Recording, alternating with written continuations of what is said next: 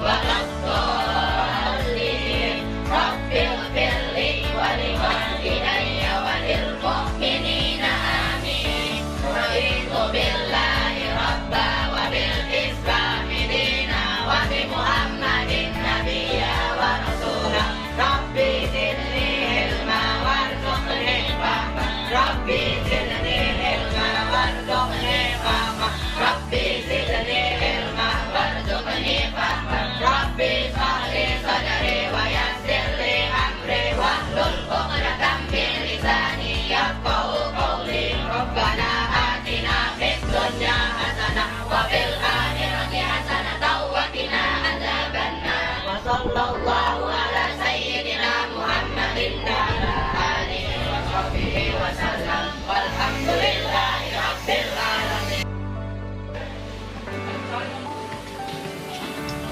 Kalau ibu bilang konsentrasi, kalian jawab konsentrasi dimulai, bisa? Bisa. Coba lihat dulu. Konsentrasi. Konsentrasi dimulai. Hah? Dua. Konsentrasi. Konsentrasi dimulai. Oke, coba tepuk semangat.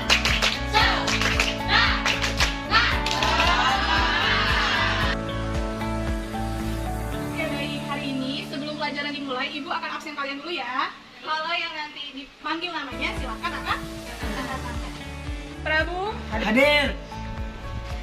Baik, hari ini kita akan belajar tentang sholat fardu. Nah, sholat fardu itu ada di materi pelajaran apa? Fikih. Pintar. Coba sebelum kita mulai pelajaran tentang sholat fardu, hari ini bukan ibu yang menjelaskan, tapi kalian. Nah, coba dibuka di halaman terakhir yang materinya sudah ibu bagikan. Sudah dibuka? Ada. Coba dilihat di sini ada langkah-langkah metode 3-stage fishbowl discussion. Kita lihat nih, yang pertama sebelum kalian menyampaikan materi, ibu akan menjelaskan langkah-langkahnya agar nanti ketika kalian diskusi kalian sudah paham. Oke, yang pertama bisa kalian lihat di halaman terakhir itu nomor 1 formasi tempat duduk terdiri dari 2 lingkaran besar dan lingkaran kecil. Pintar.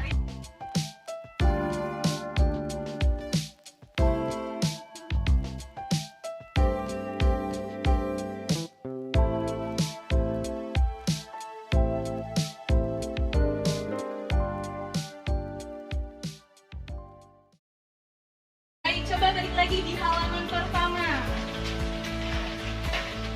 Yang pertama, kenapa kita harus belajar sholat fardu? Karena kompetensi dasarnya adalah kita harus memahami, dapat melaksanakan atau mengimplementasi. Implementasi itu kita melakukan sholat fardu sesuai dengan syariat Islam. Jadi dengan adanya diskusi yang three-stage fishbowl discussion, ibu harap kalian dengan kompetensi dasarnya bisa menjelaskan tentang sholat. Bisa dipahami sampai sini? Oke, kita akan mulai melaksanakan diskusi dengan metode 3-stage fishbowl discussion.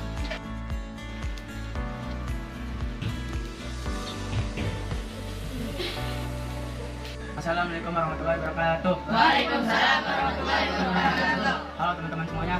Hai. Di sini kita akan menjelaskan tentang materi diskusi. Di sini ada saya, Akbar, dan Dapa, dan Pak Alen, Naila, dan Prabu. Materi hari ini ada tentang sholat fardu, akan dijelaskan oleh Prabu. Prabu, silakan duduk di bangku kosong.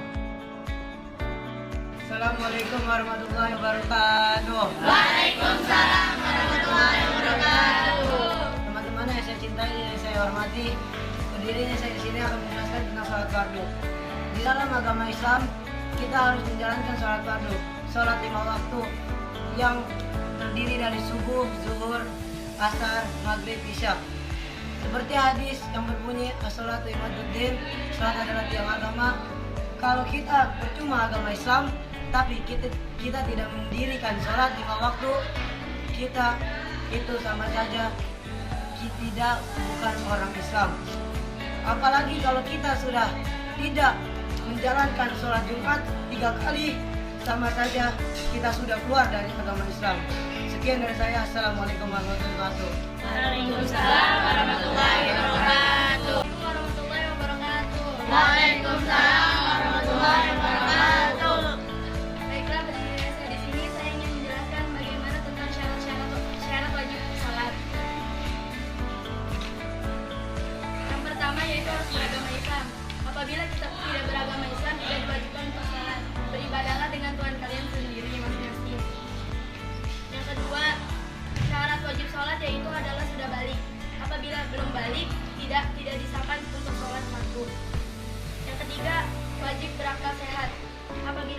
akal, tidak dibolehkan untuk melaksanakan sholat.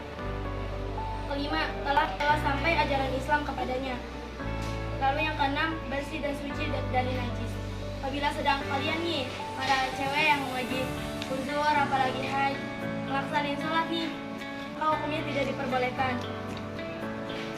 Kalau lagi ada yang habis cowok juga mimpi basah, mandi wajib dulu, wudhu baru ada sholat lagi. Sekian dari saya. Wassalamualaikum warahmatullahi wabarakatuh. Waalaikumsalam warahmatullahi wabarakatuh. Saya akan memberikan syarat cara tidak sholat. Dan manakah kita bisa sholat? Di mana mengganti baju waktu kita sholat, berarti itu nggak salah. Terus kalau cewek lagi main dan kalau sholat tuh dan sholat dulu. Terus kalau cowok, kalau kata cowok itu, kalau kata memakai sholat jangan sampai dekul, jangan sampai dekul kelihatan. Sekian dari saya. Bila ada kekurangan mohon dimaafkan. Assalamualaikum warahmatullahi wabarakatuh. Waalaikumsalam. Assalamualaikum warahmatullahi wabarakatuh. Berdirinya saya di sini akan menyampaikan hal-hal yang membatalkan sholat. Yang pertama, datangnya hadis kecil dan besar di tengah-tengah sholat, misalkan serbuan, kencing. Yang pertama, tertawa-tawa dalam keadaan sholat, misalkan bercanda, ngobrol, itu tidak boleh, tapi tidak sah dalam sholat. Yang kedua, mengeluarkan hadis kecil dan hadis besar, tunggu lagi. Terus yang ketiga, sholat tidur terus nyender, itu sholat tidak lancar lagi, dia harus ngambil wudhu lagi. Yang keempat, auratnya terbuka, misalkan cewek rambutnya kelihatan, terus auratnya tidak tertutup. Kalau yang cowok tidak boleh memakai celana di atas kaki. Itu saja yang saya sampaikan. Wassalamualaikum warahmatullahi wabarakatuh. Baiklah, kita akan dari sisi pertanyaan tanya jawab. Apakah dari kalian ada yang masih belum mengerti? Saya menanya, boleh tidak menangis terseduh-seduh atau pedes saat sholat? Yang bertanya, apa manfaat sholat? Menjawab pertanyaan dari Ananda Pahit. Kalau manfaat sholat itu bikin hati kita tenang, bikin pikiran kita bersih. Apalagi setelah kita sholat, kita membaca Al-Quran. Kita kalau sudah sholat, kita tidak boleh memikirkan apa-apa. Kita harus kosongkan pikiran dan fokus dan tundukkan kepala kita kepada yang kita akan sujud. Karena kita itu sholat itu menghadap kepada Allah Subhanahu Wa Taala. Saya ingin tanya, misalnya kita punya tato, apakah sholat kita sah atau tidak? Saya ingin menjawab pertanyaan dari Ananda Aska. Kalau di Islam itu, tato itu tidak boleh bertato saat bersolat. Karena tato itu dilarang oleh agama Islam. Karena tato itu sama dengan kita bermabuk-mabukan. Apalagi kalau bermabuk dalam keadaan sholat. Karena sahabat Nabi SAW pernah bertanya kepada Nabi Muhammad SAW, wahai Nabi, apakah boleh sholat dalam keadaan bermabuk atau dalam keadaan bertato? Kata Nabi SAW menjawab, sama saja orang yang sholat dalam keadaan atau mempunyai tato atau dalam keadaan bermabuk, sama saja itu orang kafir yang sholat. Kalau orang sudah dibilang orang kafir yang sholat, berarti itu bukan orang agama Islam. Sekian dari saya. Assalamualaikum warahmatullahi wabarakatuh. Waalaikumsalam warahmatullahi wabarakatuh. Saya ingin menjawab pertanyaan dari Anda Zakwa, apakah sholat boleh menangis berseduh-seduh? Jawabannya boleh. Kalau memikirkan atau menghayati Al-Quran boleh. Kalau memikirkan orang yang bukan muslim itu tidak boleh. Sekian dari saya. Assalamualaikum warahmatullahi wabarakatuh. Terima kasih teman-teman telah mendiskusikan ini. Dan saya kembalikan kepada Ibu.